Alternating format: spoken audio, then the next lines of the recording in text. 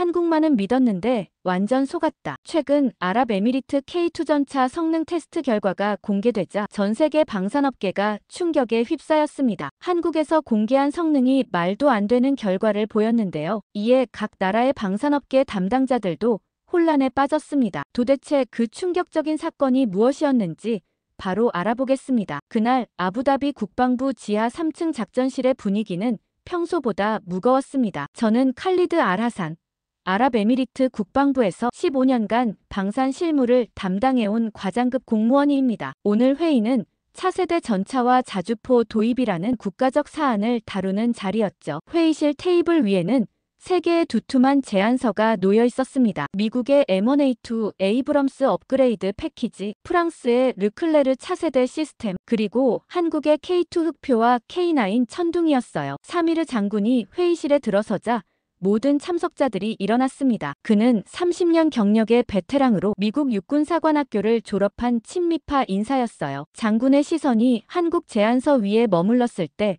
저는 묘한 긴장감을 느꼈죠. 지난주 예비 검토에서 한국 무기들의 스펙이 상당히 인상적이었거든요. 특히 사격 정확도와 기동성 부분에서 기존 서구 무기들을 능가하는 수치들이 나와 있었습니다. 장군이 자리에 앉으며 첫 마디를 던졌어요. 결론부터 말하자면 미국 쪽으로 정리하는 것이 현실적이라고 봅니다. 그의 목소리는 확신에 차 있었죠. 이미 우리는 미국제 무기 체계에 익숙하고 정비와 훈련 시스템도 구축되어 있으니까요. 회의실의 다른 참석자들도 고개를 끄덕이며 동조하는 분위기였습니다. 하지만 저는 그 순간 반대 의견을 내지 않을 수 없었어요. 데이터를 보면서 느낀 것이 있었거든요. 저는 조심스럽게 입을 열었습니다. 장군님, 한국 무기 시스템을 실수 없이 배제하는 것은 실수가 될 수 있다고 생각합니다. 회의실이 순간 조용해졌죠. 장군의 시선이 제게 향했을 때 저는 준비해온 자료를 펼쳤어요. K2 전차의 화력과 방어력, K9 자주포의 사거리와 정확도, 모든 지표에서 우리가 현재 운용 중인 시스템보다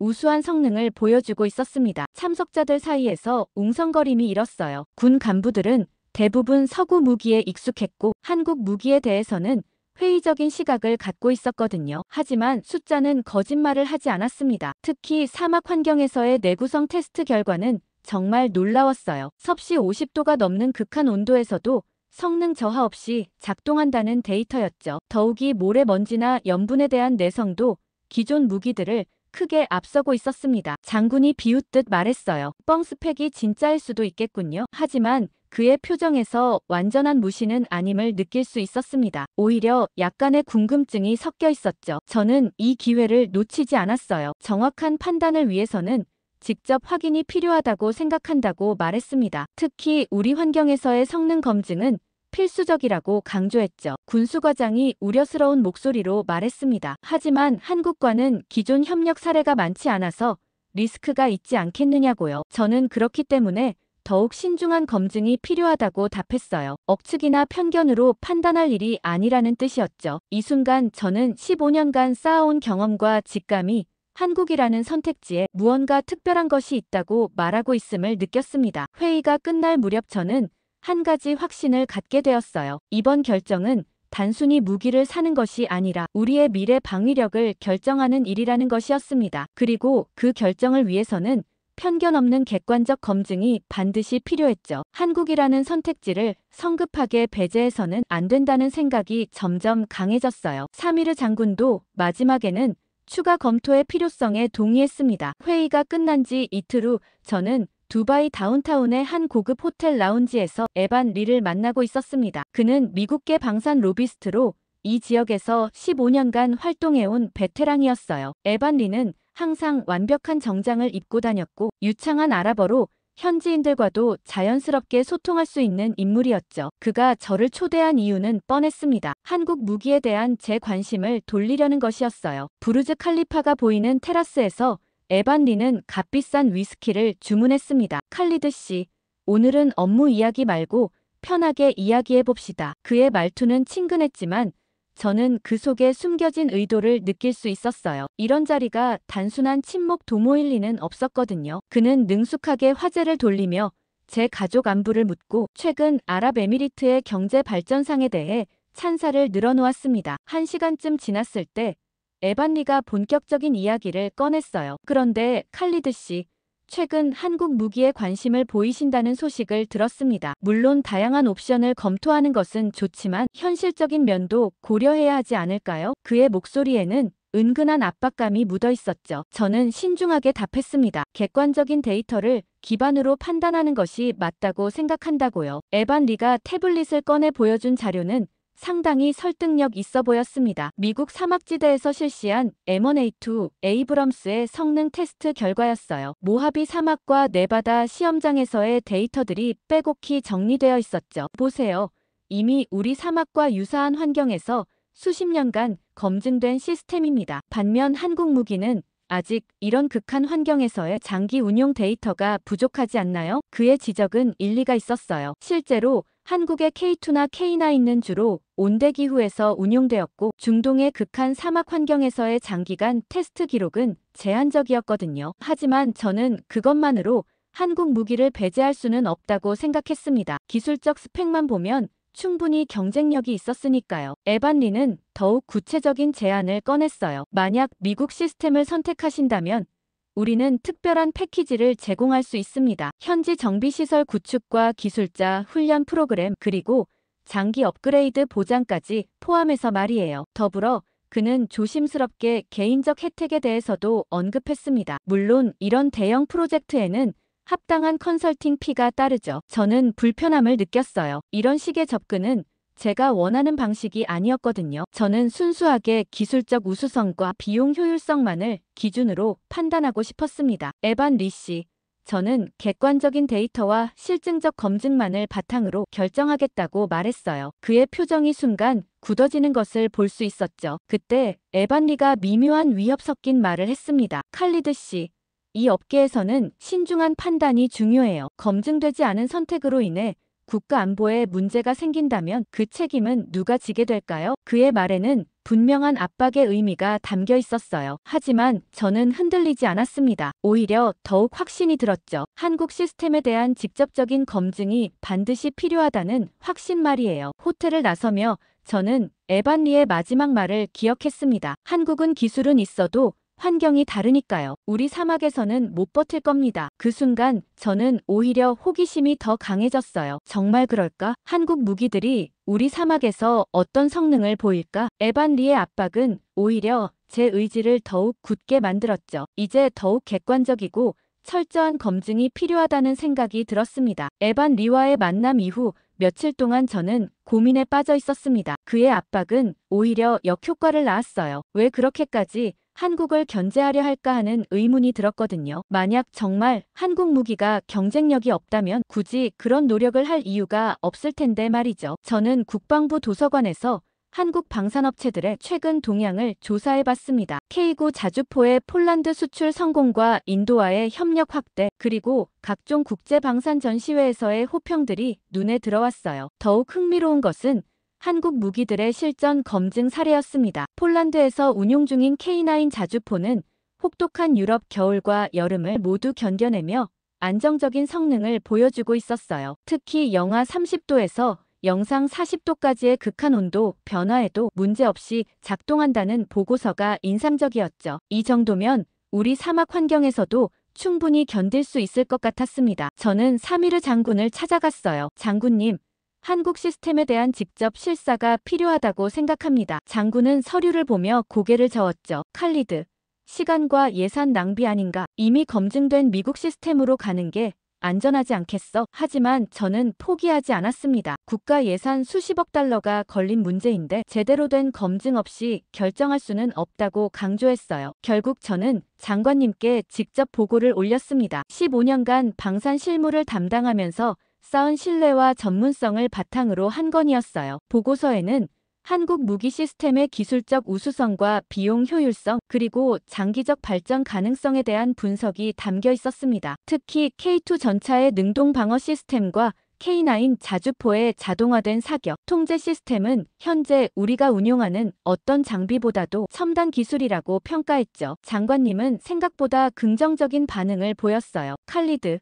자네의 전문적 판단을 신뢰한다네 하지만 이것은 신중해야 할 문제야. 만약 실사를 간다면 철저하고 객관적인 평가를 해야 해. 그분의 승인을 받은 순간 저는 책임감과 동시에 설렘을 느꼈습니다. 드디어 한국의 진짜 실력을 직접 확인할 수 있는 기회가 온 것이었어요. 실사단 구성은 신중하게 이뤄졌습니다. 저를 단장으로 하여 포병 전문가 2명과 기갑 전문가 1명, 그리고 기술평가 전문가 1명으로 총 5명의 팀이 꾸려졌어요. 모두 10년 이상의 경험을 가진 베테랑들이었죠. 한국방산청에 공식 실사 요청을 보낸 후 놀랍게도 일주일 만에 긍정적인 답변이 왔습니다. 한국 측은 완전히 공개적이고 투명한 검증을 제안했어요. 사미르 장군은 출발 전날 저를 불렀습니다. 칼리드, 직접 가서 봐라. 만약 한국이 말뿐이라면 거기서 끝내면 되니까. 하지만 만약 정말 우수하다면 그가 말을 멈췄을 때 저는 그도 내심 궁금해하고 있다는 것을 느꼈어요. 기존의 편견을 벗고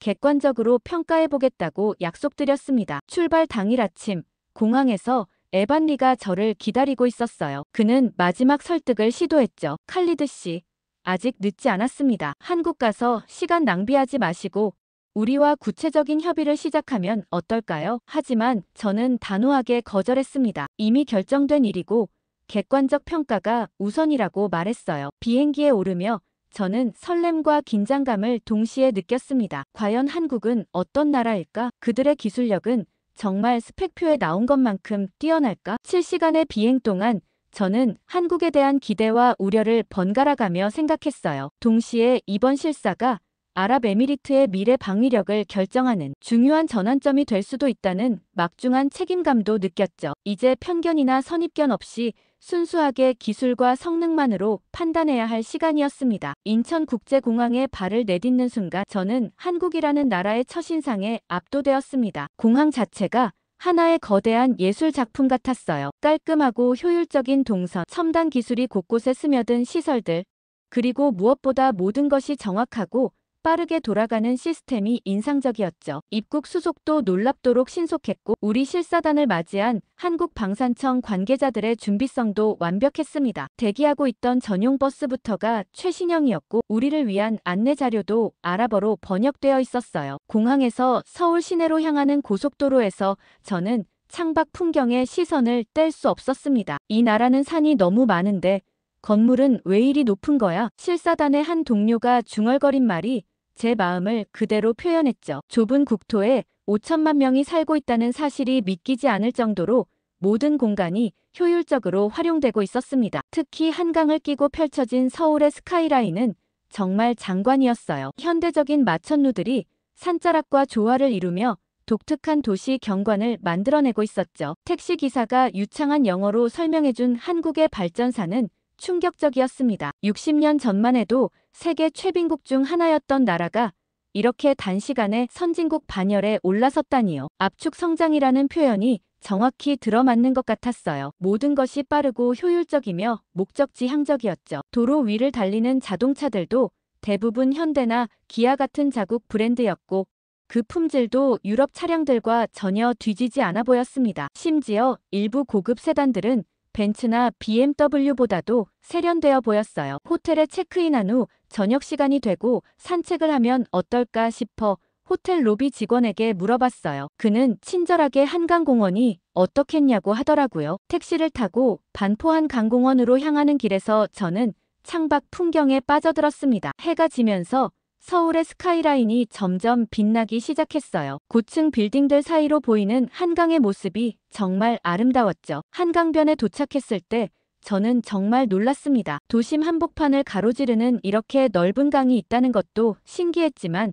무엇보다 강변을 활용하는 방식이 인상적이었어요. 잘 정비된 산책로를 따라 걸으며 주변을 둘러보니 치킨과 맥주를 즐기는 젊은이들이 돗자리를 펴고 앉아 있었어요. 한국에서 유명하다는 치킨과 맥주 조합을 직접 보게 된 거죠. 자전거를 타는 가족들이 시원한 강바람을 맞으며 지나갔고 조깅하는 직장인들도 끊임없이 제 옆을 스쳐갔습니다. 저는 벤치에 앉아 이 풍경을 바라보며 생각에 잠겼어요. 아랍에미리트에서는 이런 모습을 보기 어렵거든요. 사막 기후 때문에 야외 활동 자체가 제한적이니까요. 하지만 여기서는 강이라는 자연 환경을 시민들의 일상 속에 완벽하게 융합시켜 놓았더라고요. 이런 것들이 바로 한국 사람들의 삶의 질을 보여주는 것 같았습니다. 그런데 갑자기 하늘에서 드론 수백 대가 나타나기 시작했어요. 처음에는 뭔가 싶었는데 곧이어 화려한 공연이 시작되었습니다. 드론들이 만들어내는 3차원 영상은 마치 SF 영화를 보는 것 같았어요. 색깔도 다양하게 바뀌면서 하늘의 거대한 그림을 그려내고 있었죠. 한국의 전통 문양부터 현대적인 디자인까지 정말 다양한 모습들이 연출되고 있었습니다. 제가 놀라워하니 옆에 있던 한국인이 영어로 설명해 주더라고요. 저희는 첨단 기술을 일상에서도 자연스럽게 활용해요. 방산 기술도 마찬가지로 민간 기술과의 시너지를 통해 발전시키고 있습니다. 그 말을 들으며 저는 한국의 기술 발전 방식이 우리가 아는 다른 나라들과는 다르다는 것을 느꼈어요. 군사 기술과 민간 기술의 경계가 모호할 정도로 융합되어 있었습니다. 스마트폰, 반도체, 자동차, 조선업에서 쌓은 기술력이 자연스럽게 방산업으로 이어지는 구조였죠. 밤늦게 호텔로 돌아가는 길에 본 광고판들도 인상적이었어요. 일반 소비재 광고 사이사이에 한화시스템이나 LI진엑스원 같은 방산업체들의 광고가 자연스럽게 섞여 있었습니다. 마치 방산업이 이 나라에서는 특별한 산업이 아니라 일반적인 첨단 제조업의 연장선처럼 여겨지는 것 같았죠. 이런 문화적 차이가 한국 방산업의 독특한 발전 동력이 될 수 있겠다는 생각이 들었습니다. 다음 날 아침 조식을 하며 실사단 동료들과 첫날 인상을 나눴습니다. 포병 전문가인 아흐메드가 말했어요. 이 나라 사람들은 정말 빨라요. 모든 것이 즉석에서 해결되고 불필요한 시간 낭비가 없습니다. 기갑 전문가인 유세프도 동의했죠. 공항에서부터 호텔까지 모든 과정이 군대처럼 정확하고 효율적이었다고요. 이런 문화가 그들의 무기 시스템에도 반영되어 있을 것 같다는 예감이 들었어요. 호텔 창밖으로 보이는 서울 시내는 아침부터 활기찬 에너지로 가득했습니다. 지하철역으로 향하는 사람들의 발걸음이 빨랐고 모든 것이 시계처럼 정확하게 돌아가고 있었어요. 오늘부터 본격적인 기술 검증이 시작될 예정이었는데 벌써부터 기대감이 높아졌습니다. 아침 일찍 저희는 경기도 성남에 위치한 한화시스템 본사를 방문했습니다. 건물 외관부터가 범상치 않았어요. 현대적이면서도 견고한 느낌의 사무동과 거대한 연구개발동이 하나의 캠퍼스를 이루고 있었죠. 입구에서부터 보안 검색이 철저했는데 이는 곧 우리가 중요한 기술 시설에 들어간다는 것을 의미했습니다. 로비에는 K9 천둥 자주포와 천궁 방공 미사일의 실물 모형이 전시되어 있었고 그 정밀함과 완성도가 상당히 인상적이었어요. 류지석 박사가 우리를 맞이했습니다. 50대 초반으로 보이는 그는 다소 수줍은 미소를 지으며 정중하게 인사했어요. 안녕하십니까? 한화시스템 기술연구소장 류지석입니다. 먼 곳까지 와주셔서 감사합니다. 그의 첫인상은 전형적인 한국의 엔지니어 같았죠. 화려하지 않지만 신뢰감을 주는 모습이었고 말보다는 실력으로 승부하는 타입처럼 보였습니다. 류 박사의 안내로 우리는 먼저 K9 자주포의 개발 과정을 보여주는 전시실로 향했어요. 전시실에서 본 K9의 개발 히스토리는 놀라웠습니다. 1990년대 초 개발을 시작해서 지금까지 지속적으로 업그레이드되어 온 과정이 상세히 기록되어 있었어요. 특히 인상적이었던 것은 실전 데이터를 바탕으로 한 지속적인 개선 작업이었죠. 폴란드, 인도, 핀란드 등 다양한 환경에서 운용되면서 수집된 피드백을 반영해 성능을 향상시켜온 과정이 체계적으로 정리되어 있었습니다. 이는 단순히 무기를 만들어 파는 것이 아니라 지속적으로 발전시켜 나가는 철학을 보여주는 것 같았어요. 실내 테스트 센터로 이동했을 때 저는 정말 놀랐습니다. 거대한 홀 안에는 K9 자주포의 터렛 부분이 실제 크기로 재현되어 있었고 모든 시스템이 실제와 동일하게 작동하고 있었어요. 류 박사가 설명했습니다. 이곳에서는 실제 사격 없이도 모든 기능을 테스트할 수 있어요. 사격 통제 시스템, 자동 장전 장치, 포신 조준 시스템까지 모든 것이 시뮬레이션으로 검증 가능합니다. 그의 시연을 보며 저는 한국의 시뮬레이션 기술 수준에 감탄했어요. 마치 실제 전장에 있는 것 같은 현실감이었거든요. K2 전차의 시뮬레이션 시스템은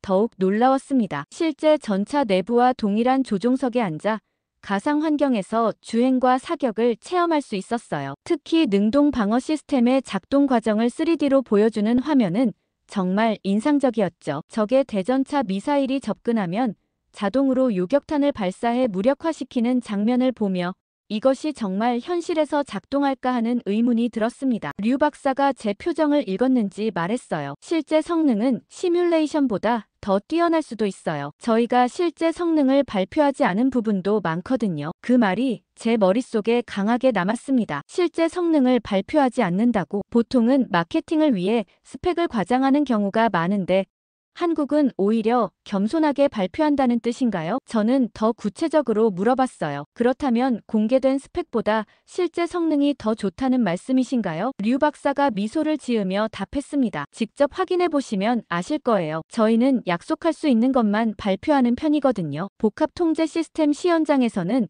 더욱 놀라운 광경을 봤습니다. 하나의 지휘소에서 K9 자주포 여러 대와 K2 전차 그리고 천궁 방공 미사일까지 통합 운용하는 시스템이었어요. 실시간으로 전장 상황을 파악하고 각 무기 시스템에 최적의 임무를 배정하는 AI 기반 시스템이 작동하고 있었죠. 이는 단순히 개별 무기의 성능을 넘어서 전체적인 작전 효율성을 극대화하는 개념이었습니다. 저는 이런 통합 시스템을 본 적이 없었어요. 미국이나 유럽 무기들도 각각은 뛰어나지만 이렇게 완벽하게 통합된 시스템은 드물었거든요. 점심시간에 류 박사와 개인적인 대화를 나눌 기회가 있었습니다. 박사님, 한국 방산업체들이 이렇게 빠르게 발전할 수 있었던 비결이 무엇인가요? 그가 잠시 생각하더니 답했어요. 저희는 늘 부족하다고 생각해왔어요. 그래서 더 열심히 연구하고 더 완벽하게 만들려고 노력했죠. 또한 민간 기업들과의 협력도 큰 도움이 되었어요. 삼성, LG, 현대 같은 회사들의 첨단 기술을 군사 분야에 적용할 수 있었거든요. 오후 시간에는 실제 K2 전차를 직접 볼 수 있었습니다. 시험장에 전시된 K2 흑표는 카탈로그에서 본 것보다 훨씬 더 인상적이었어요. 각진 외형이지만 세련된 디자인 그리고 무엇보다 견고하면서도 기동성을 고려한 설계가 돋보였죠. 저는 한 가지 의문이 들었습니다. 스펙상으로는 사거리가 3km라고 되어 있는데 이게 실제 최대 성능인가요? 류 박사가 의미심장하게 웃으며 말했어요. 내일 사막에서 직접 확인해 보시면 됩니다. 그런데 실사 둘째 날 저녁, 저희는 예상치 못한 초대를 받았습니다. 정지훈 대위가 운영하는 한국식 회식 자리였어요. 정 대위는 30대 초반의 젊은 장교로 내일 있을 사막 시연을 담당하는 실무진이었죠. 그가 저희를 초대한 곳은 서울 강남의 한 고깃집이었는데 화려하지 않지만 현지인들로 북적이는 활기찬 곳이었습니다. 저는 처음에 이런 비공식적인 자리가 과연 적절한지 의문스러웠어요. 하지만 한국 문화를 이해하는 것도 그들의 무기 시스템을 파악하는데 도움이 될 것 같아서 참석하기로 했죠. 정지훈 대위가 우리를 맞으며 말했습니다. 한국을 제대로 이해하려면 회식 문화를 체험해 보셔야 해요. 저희 군인들이 어떤 마음으로 무기를 다루는지 알 수 있을 거예요. 그의 말에는 단순한 친목 도모 이상의 의미가 담겨 있는 것 같았어요. 테이블에 앉자 삼겹살과 각종 반찬들이 나왔고 무엇보다 소주병들이 테이블을 가득 채웠죠. 이게 정말 군인들이 즐기는 방식인가 하는 생각이 들었습니다. 정 대위가 소주잔을 들며 설명했어요. 한국 군대에서 회식은 단순한 술자리가 아니에요. 서로를 이해하고 신뢰를 쌓는 시간이죠. 전쟁터에서는 옆에 있는 동료를 믿을 수 있어야 하거든요. 그래서 평소에 이렇게 마음을 터놓고 이야기하는 거예요. 저는 그의 말을 들으며 한국군의 독특한 문화를 느낄 수 있었습니다. 단순히 명령에 따라 움직이는 조직이 아니라 강한 유대감으로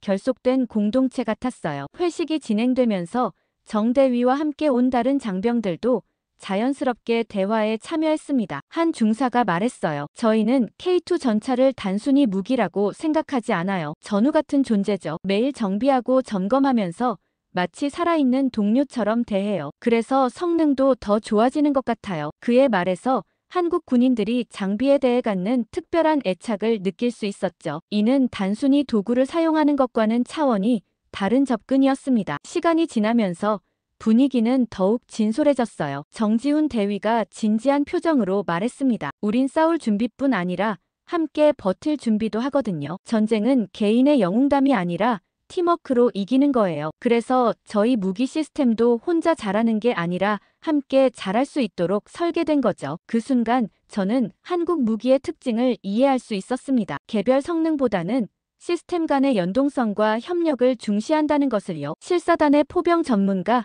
아흐메드가 궁금해했어요. 그런데 한국은 실전 경험이 많지 않은데 어떻게 이런 전술 철학을 개발할 수 있었나요? 정대위가 웃으며 답했습니다. 저희는 70년 동안 분단 상황에서 살아왔어요. 매 순간이 준전시 상황이었죠. 그래서 이론이 아닌 실제 상황을 가정하고 훈련해왔어요. 또한 해외 파병을 통해서도 많은 경험을 쌓았고요. 그의 설명을 들으며 저는 한국의 독특한 안보 환경이 오히려 실용적인 무기 개발로 이어졌다는 것을 깨달았습니다. 한 젊은 하사가 소주잔을 기울이며 말했어요. 저희 아버지 세대는 외국 무기만 좋은 줄 알았어요. 하지만 저희 세대는 달라요. 우리가 만든 무기가 세계 최고라는 자부심이 있어요. K2나 K9을 몰 때마다 가슴이 뿌듯해져요. 그의 말에서 세대 간의 인식 변화를 느낄 수 있었죠. 이제 한국 군인들은 자국 무기에 대한 확신과 자부심을 갖고 있었습니다. 정대위가 회식 말미에 한 말이 특히 인상적이었어요. 내일 사막에서 시연을 보시면 아시겠지만 저희 무기들은 카탈로그에 나온 것보다 훨씬 강해요. 왜냐하면 사용하는 사람들의 마음이 다르거든요. 무기를 믿고 동료를 믿고 자신을 믿는 사람들이 사용하는 무기는 스펙을 넘어서는 성능을 발휘해요. 저는 그 순간 한국 무기의 진짜 강점을 이해했습니다. 단순히 기술적 우수성만이 아니라 그것을 운용하는 사람들의 철학과 정신력이 함께 만들어내는 시너지였어요. 회식이 끝나고 호텔로 돌아가는 길에 저는 많은 생각에 잠겼습니다. 오늘 경험한 한국의 회식 문화는 단순한 술자리가 아니었어요. 그들만의 독특한 공동체 정신과 전술 철학을 엿볼 수 있는 시간이었죠. 직접 아랍에미리트의 사막에서 볼 시연이 더욱 기대되었습니다. 과연 이런 정신력으로 무장한 그들의 무기가 어떤 성능을 보여줄지 말이에요. 그런데 다음날 아침 일찍 제 휴대폰으로 이메일이 하나 도착했어요. 발신자는 에반리였죠. 메일을 열어보니 첨부 파일에는 전날 밤 우리가 회식하는 모습을 찍은 사진들이 들어있었습니다. 정지훈 대위와 함께 소주를 마시며 웃고 있는 제 모습,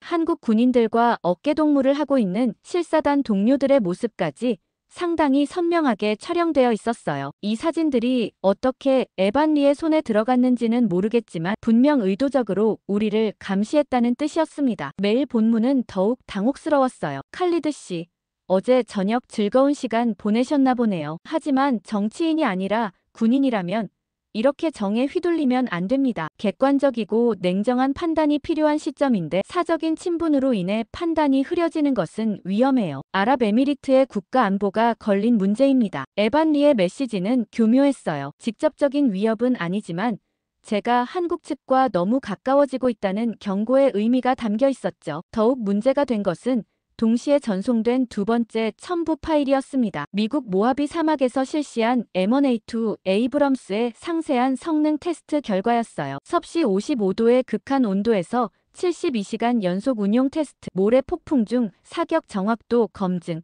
장거리 행군 후 즉시 전투 준비 완료 시간 등등 우리가 필요로 하는 모든 데이터가 망라되어 있었습니다. 특히 사막 환경에서의 연료 효율성과 정비 주기에 대한 데이터는 정말 인상적이었어요. 이미 20년 넘게 중동 각국에서 검증받은 시스템이라는 점도 강조되어 있었죠. 그러면서 한국 무기 시스템의 약점들을 지적한 분석 보고서도 첨부했더라고요. K2 전차의 엔진이 독일제라는 점, K9 자주포의 일부 핵심 부품들이 여전히 서구 기술에 의존하고 있다는 점, 그리고 무엇보다 극한 사막 환경에서의 장기 검증 데이터가 부족하다는 점이 상세히 분석되어 있었습니다. 보고서는 객관적이고 논리적으로 작성되어 있어서 반박하기 어려운 내용들이었어요. 점심시간에 에반 리에게서 직접 전화가 왔습니다. 칼리드 씨, 메일 확인하셨나요? 저는 단지 객관적인 정보를 제공하려는 것뿐이에요. 한국 기술이 나쁘다는 게 아니라 아직 우리 환경에서 충분히 검증되지 않았다는 얘기죠. 그의 목소리는 여전히 정중했지만 그 속에 담긴 압박감을 느낄 수 있었어요. 저는 최대한 침착하게 답했습니다. 에반 씨,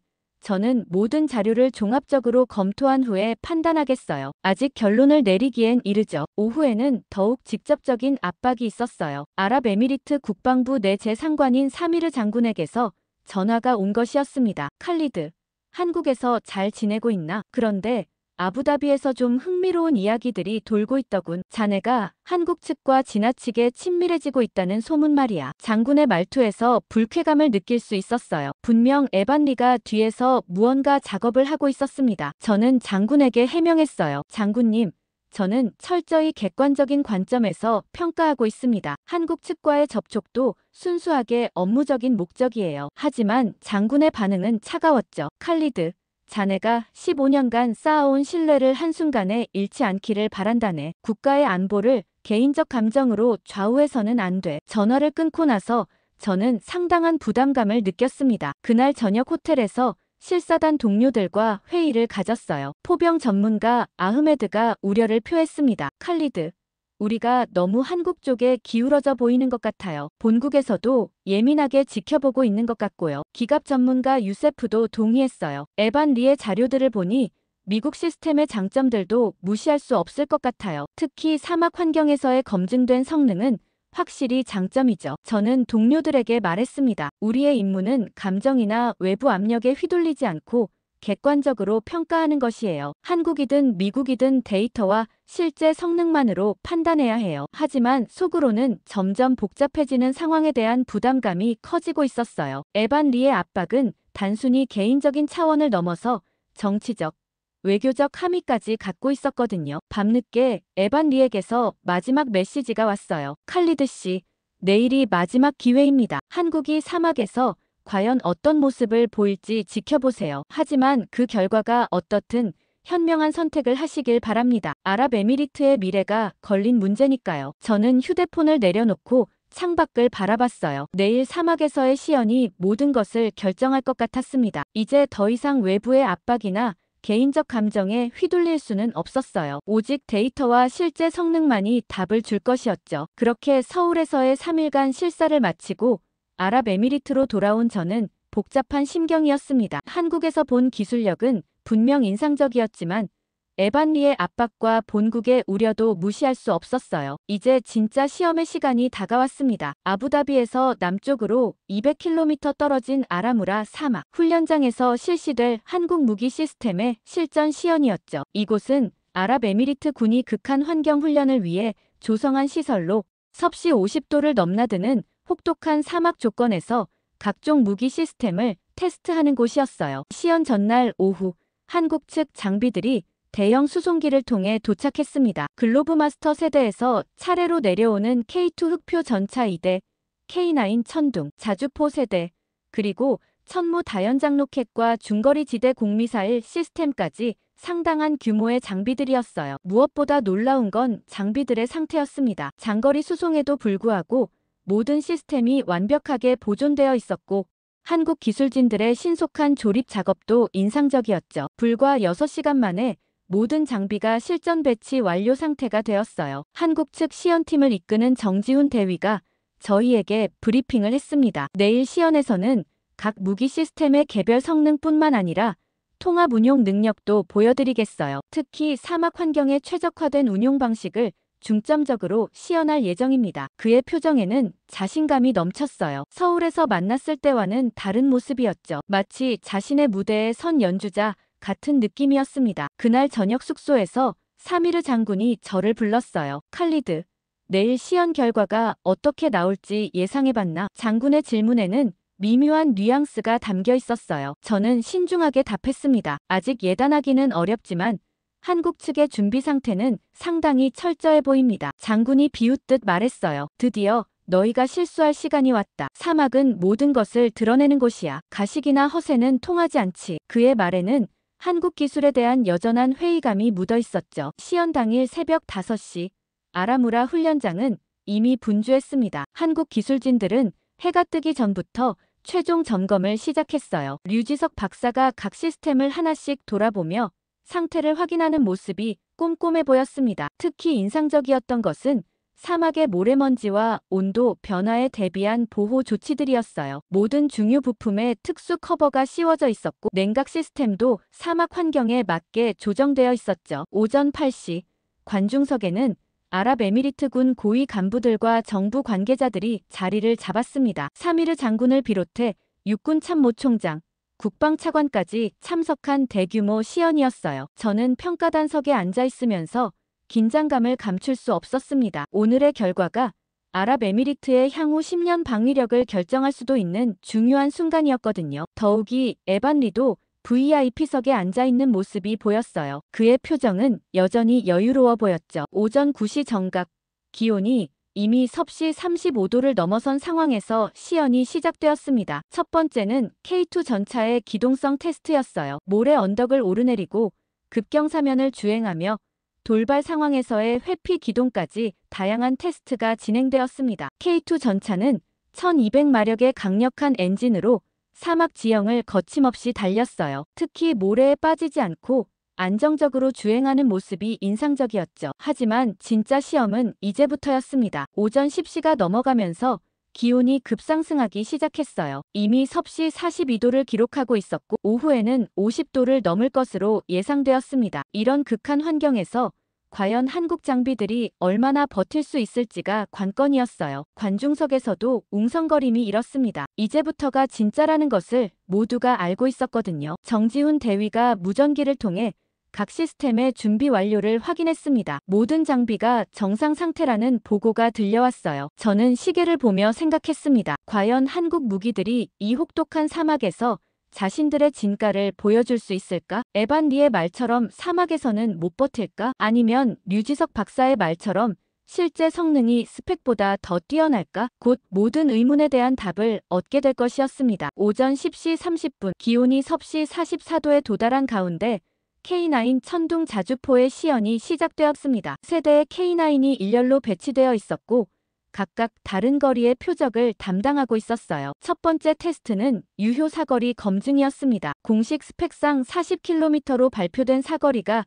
실제로는 어느 정도인지 확인하는 것이었죠. 정지훈 대위가 관중석을 향해 설명했습니다. 첫 번째 표적은 42km 지점에 설치되어 있어요. 공식 사거리보다 조금 먼 거리입니다. 첫 번째 K9이 포신을 천천히 올리기 시작했어요. 유압 시스템이 작동하는 소리가 사막의 정적을 깨뜨렸죠. 자동 조준 시스템이 GPS 좌표를 입력받아 정확한 각도를 계산하고 있었습니다. 관중석에서는 모든 사람이 숨을 죽이고 지켜보고 있었어요. 사미르 장군의 표정도 평소보다 진지해 보였죠. 포탄 장전이 완료되자 경고음이 울렸고 곧이어 엄청난 폭음과 함께 첫 번째 포탄이 발사되었습니다. 40초 후 42km 지점에서 거대한 폭발음이 들려왔어요. 표적 정중앙에 명중한 것이었죠. 관중석에서 박수가 터져 나왔습니다. 하지만 이것은 단순한 시작에 불과했어요. 정말 놀라운 것은 그 다음이었습니다. 세대의 K9이 동시에 연속 사격을 시작한 것이었어요. 각각 다른 거리의 표적을 향해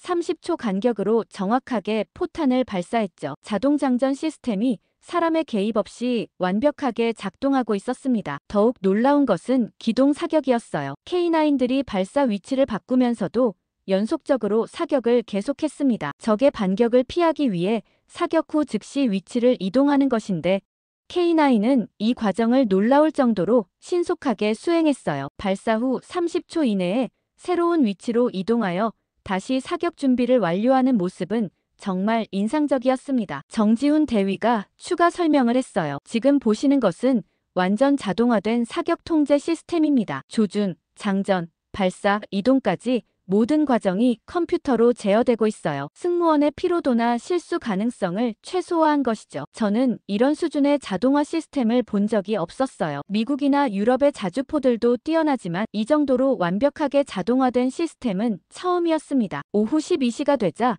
기온이 섭씨 48도까지 올라갔어요. 이제 진짜 극한 상황이었죠. 하지만 K9들은 여전히 안정적으로 작동하고 있었습니다. 냉각 시스템이 완벽하게 작동하고 있었고 전자장비들도 과열 없이 정상 상태를 유지하고 있었어요. 류지석 박사가 자랑스럽게 말했습니다. 저희 시스템은 섭씨 60도까지도 정상 작동하도록 설계되어 있어요. 이 정도 온도는 아직 여유가 있습니다. 정확도 테스트에서는 더욱 놀라운 결과가 나왔어요. 45km 거리의 차량 크기 표적에 10발을 연속 발사한 결과 모두 반경 10m 이내에 착탄했습니다. 이는 세계 최고 수준의 정확도였어요. 특히 GPS 재밍 상황을 가정한 테스트에서도 관성 항법 시스템으로 정확한 사격을 유지하는 모습이 인상적이었죠. 현대전에서는 전자전이 중요한데 이런 상황에서도 임무를 수행할 수 있다는 것이 큰 장점이었습니다. 관중석에서 아랍에미리트 육군 참모 총장이 감탄했어요. 이 정도 성능이라면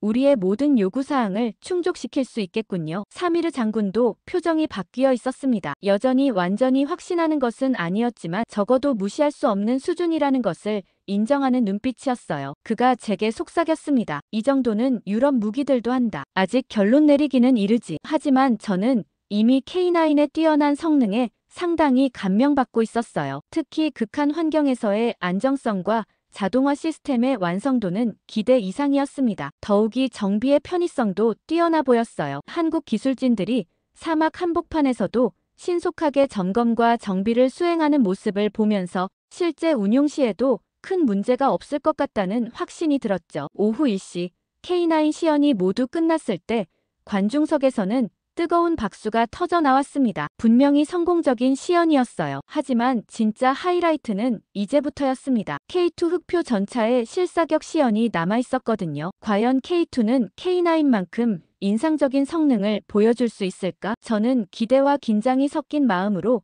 다음 시연을 기다렸습니다. 오후 2시 기온이 섭씨 50도를 넘어선 극한 상황에서 K2 흑표 전차의 실사격 시연이 시작되었습니다. 이제 진짜 시험의 시간이었어요. K9의 성공적인 시연에도 불구하고 사미르 장군은 여전히 회의적인 표정을 유지하고 있었습니다. 전차는 자주포와 다르다는 것이 그의 지론이었거든요. 더욱 복잡한 시스템이고 승무원의 생존과 직결되는 문제이기 때문에 더욱 까다로운 검증이 필요했죠. 관중석의 분위기도 K9 시연 때보다 더욱 긴장되어 있었어요. 두 대의 K2 전차가 사격 위치에 배치되었습니다. 첫 번째 전차는 정지 상태에서의 정밀 사격을, 두 번째 전차는 기동 중 사격을 담당하기로 되어 있었어요. 표적들은 3km부터 5km까지 다양한 거리에 설치되어 있었습니다. 공식 스펙상 K2의 유효 사거리는 3km였는데 과연 실제로는 어느 정도까지 가능할지가 관건이었죠. 류지석 박사가 관중석을 향해 브리핑했습니다. 오늘은 실제 운용 상황을 가정한 테스트를 진행하겠어요. 첫 번째 사격은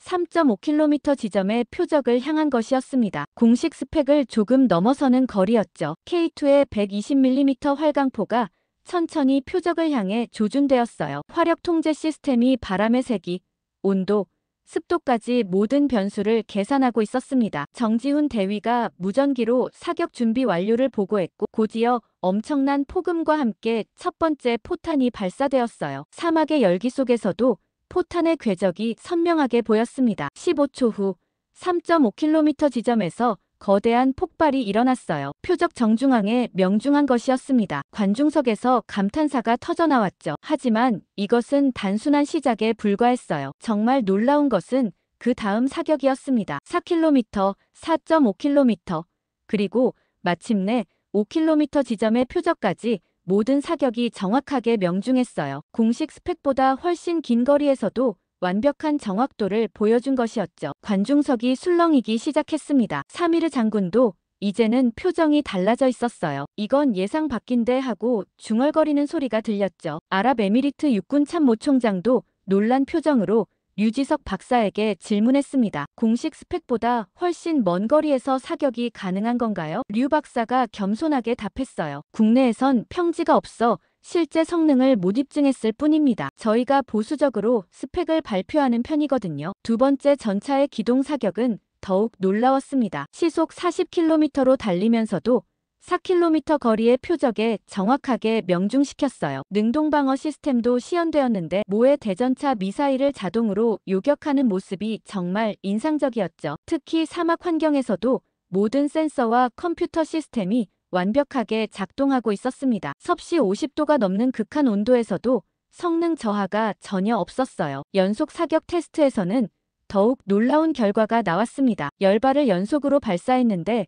모든 포탄이 표적에 명중했어요. 명중률 100%였죠. 자동장 전장치가 사막 환경에서도 완벽하게 작동하고 있었고 포신의 과열 방지 시스템도 효과적으로 기능하고 있었습니다. 이는 실전에서 지속적인 교전이 가능하다는 것을 의미했어요. 시연이 끝났을 때 현장은 완전히 조용해졌어요. 모든 사람이 방금 본 것을 소화하려고 애쓰고 있는 것 같았습니다. 사미르 장군이 마침내 입을 열었어요. 이 정도 성능이라면 우리의 모든 요구사항을 넘어서는 수준이군요. 그의 목소리에는 더 이상 회의감이 없었습니다. 오히려 감탄과 존경이 섞여 있었어요. 저 역시 완전히 매료되어 있었습니다. 한국의 뻥스펙이라고 조롱받았던 것들이 실제로는 과소평가된 진짜 실력이었다는 사실의 말이에요. K2 전차의 놀라운 시연이 끝난 후 우리는 에어컨이 빵빵하게 나오는 VIP 라운지로 이동했습니다. 모든 사람의 얼굴에는 방금 목격한 것에 대한 충격이 그대로 드러나 있었어요. 특히 사미르 장군의 표정 변화가 가장 극적이었죠. 아침에 보였던 냉소적인 미소는 온데간데 없고 진지하고 사려 깊은 표정으로 바뀌어 있었습니다. 하지만 여전히 마지막 결정을 내리기에는 신중한 모습이었어요. 결국 이 문제는 단순히 기술적 우수성만의 문제가 아니었거든요. 라운지에서 열린 비공식 회의는 상당히 진솔했습니다. 아랍에미리트의 고위 관계자들이 솔직한 의견을 나누기 시작했어요. 육군 참모총장이 먼저 입을 열었습니다. 오늘 본 성능은 정말 놀라웠어요. 특히 사막 환경에서의 안정성과 사거리는 우리의 기대를 훨씬 넘어섰죠. 하지만 사미르 장군은 여전히 현실적인 우려를 표했어요. 성능은 인정하지만 장기적인 지원 체계나 정치적 고려 사항도 무시할 수 없지 않나요? 미국과의 관계도 생각해야 하고요. 저는 이 순간이 중요하다는 것을 느꼈습니다. 15년간 방산 실무를 담당하면서 쌓아온 경험과 전문성을 바탕으로 제 의견을 명확히 표현해야 할 때였어요. 장군님들, 오늘 저는 단순히 뛰어난 무기를 본 것이 아닙니다. 완전히 다른 철학을 본 거예요. 제 말에 모든 사람의 시선이 집중되었죠. 저는 계속 설명했습니다. 한국은 무기만 판 것이 아니라 그들의 사고방식과 접근법까지 보여줬어요. 구체적인 예를 들어 설명했습니다. K9의 자동화 시스템을 보세요. 단순히 기계적인 자동화가 아니라 승무원의 피로도와 안전까지 고려한 설계예요. K2의 다양한 전투 모드도 마찬가지고요. 이들은 무기를 만들 때 실제로 사용할 사람들의 입장에서 생각해요. 그리고 무엇보다 과장하지 않고 실제 성능을 보여주려 해요. 오늘 뻥스펙이라고 생각했던 것들이 실제로는 겸손하게 표현된 진짜 실력이었다는 게 그 증거죠. 국방차관이 관심 있다는 표정으로 물었어요. 그렇다면 칼리드 과장은 한국 시스템을 추천하는 건가요? 저는 잠시 생각한 후 답했습니다. 전 우리가 무엇을 사야 하는지 확신이 듭니다. 우리는 단순히 무기가 아니라 미래를 사는 거예요. 한국은 지속적으로 발전하는 기술, 사용자 중심의 설계 철학, 그리고 무엇보다 정직한 파트너십을 제공해요. 이런 것들이야말로 장기적으로 우리에게 필요한 것들 아닌가요? 사미르 장군이 고개를 끄덕이며 말했어요. 칼리드의 말이 맞네. 오늘 본 것은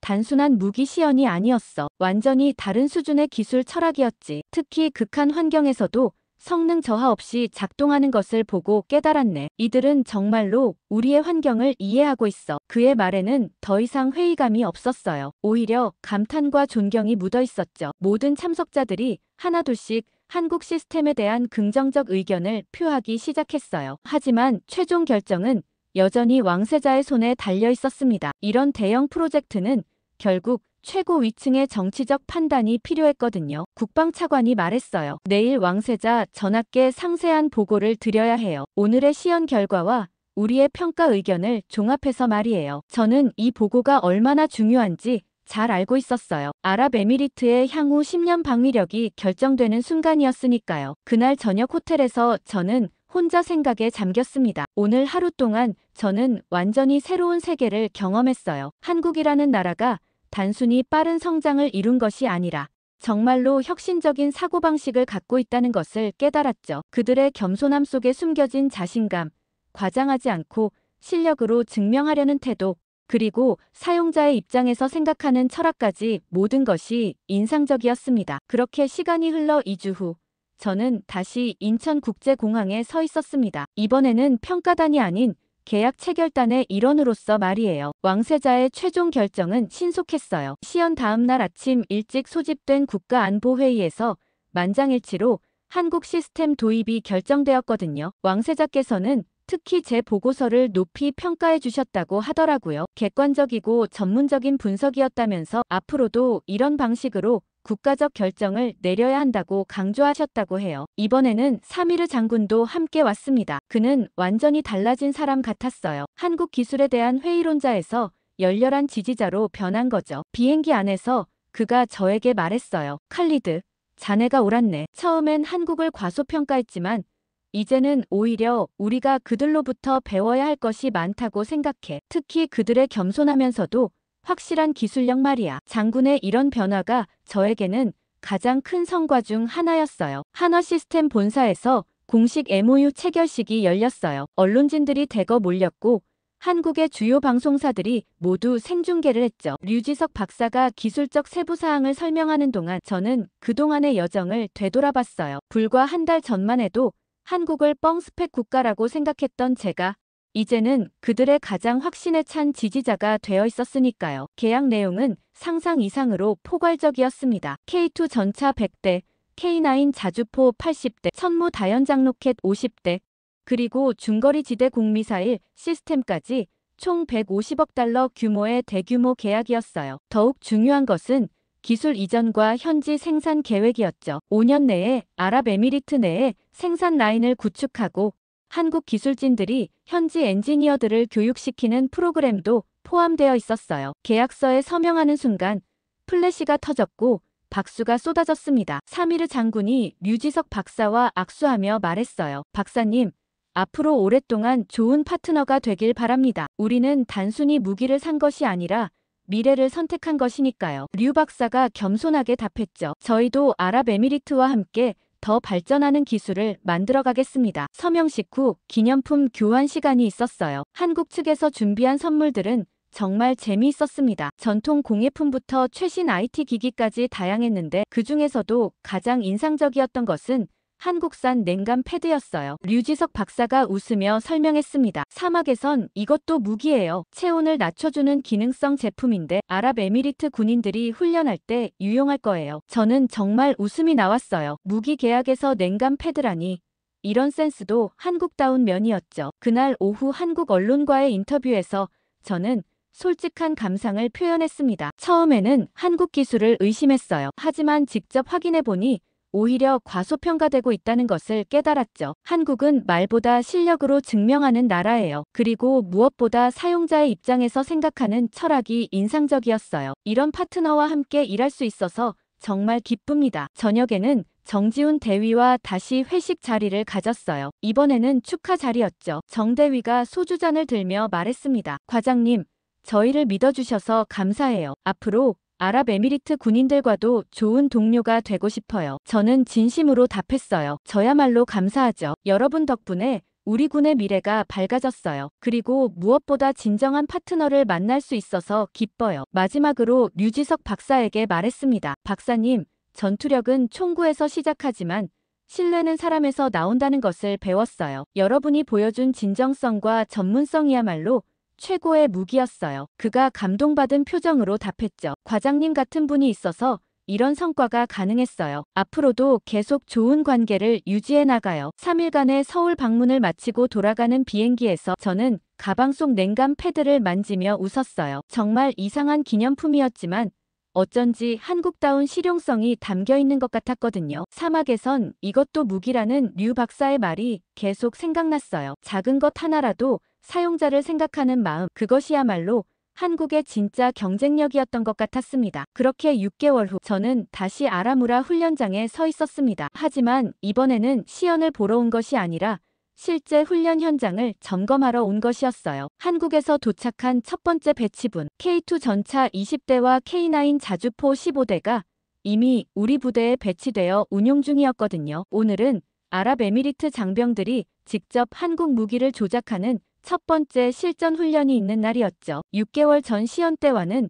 완전히 다른 의미의 하루였습니다. 훈련장에 도착하자 익숙한 모습들이 보였어요. K2 전차들이 일렬로 배치되어 있었고 우리 병사들이 한국 교관들과 함께 최종 점검을 하고 있었습니다. 가장 인상적이었던 것은 우리 병사들의 표정이었어요. 처음 한국 무기를 접했을 때는 어색해했는데 이제는 완전히 자신감 넘치는 모습이었죠. 특히 압둘라 중사가 K2 전차 위에서 엄지손가락을 치켜 세우며 웃는 모습이 인상적이었어요. 한국 측 훈련교관인 김상훈 소령이 저를 반갑게 맞아줬습니다. 과장님, 오랜만이네요. 우리 병사들 실력이 정말 늘었어요. 처음에는 걱정했는데 이제는 한국 병사들보다 더 능숙하게 다룰 정도예요. 그의 말에는 진심 어린 자부심이 담겨 있었어요. 저는 그동안 궁금했던 것을 물어봤습니다. 사막 환경에서 6개월간 운용해보니 어떤가요? 문제는 없었나요? 김소령이 자신있게 답했어요. 오히려 예상보다 훨씬 좋아요. 모래 폭풍이나 극한 온도에도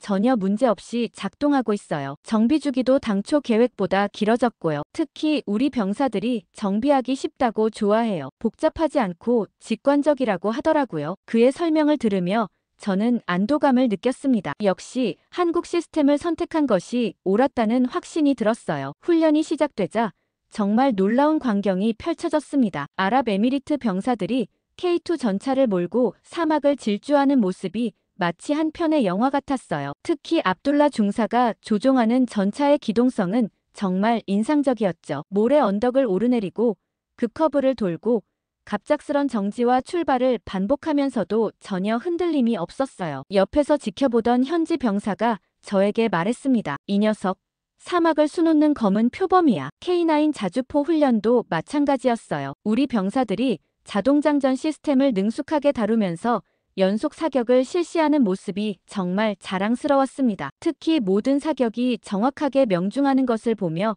6개월 전 시연 때의 감동이 다시 살아났어요. 이제는 시연이 아닌 실전이었고 우리의 무기가 된 것이었죠. 한국 교관들도 흐뭇한 표정으로 지켜보고 있었어요. 점심시간에 압둘라 중사와 대화를 나눴습니다. 중사, K2 전차는 어때? 기존 전차와 비교해서 말이야. 그가 환한 미소를 지으며 답했어요. 과장님, 정말 다른 세상이에요. 모든 것이 자동이고 정확해요. 그리고 무엇보다 믿을 수 있어요. 사막에서 고장날 걱정을 안 해도 되니까 마음이 편해요. 예전 전차들은 항상 불안했는데 이제는 정말 든든해요. 그의 말을 들으며 저는 진심으로 기뻤습니다. 오후 훈련에서는 K2와 K9의 연동작전이 실시되었어요. 전차와 자주포가 하나의 시스템처럼 움직이면서 가상의 적을 제압하는 훈련이었죠. 정보 공유, 표적 지정, 화력 조정까지 모든 과정이 완벽하게 이루어졌어요. 이는 단순히 개별 무기의 성능을 넘어선 시스템적 우수성을 보여주는 것이었습니다. 사미르 장군도 참관하러 왔는데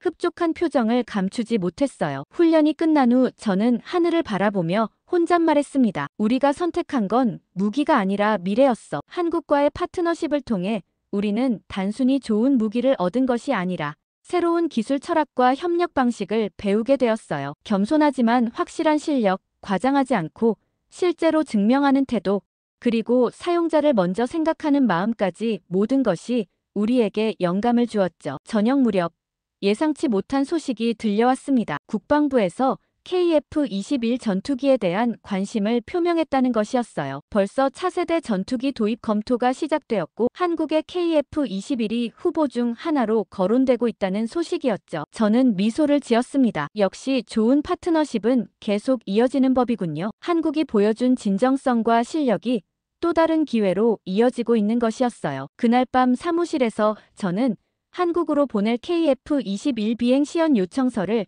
작성했습니다. 6개월 전 K2와 K9으로 시작된 인연이 이제는 하늘로까지 확장되는 순간이었어요. 사막에 심어진 작은 씨앗이 이제 큰 나무로 자라나고 있었습니다. 한국과 아랍에미리트의 파트너십은 이제 막 시작된 것 같았어요. 한국 사람들은 겸손함이 미덕인데 여기서까지 그 면모가 드러났습니다. 자랑스러운 한국, 지금 이 시간에도 한국의 발전을 위해 노력하고 계신 분들께 댓글 많이 부탁드립니다.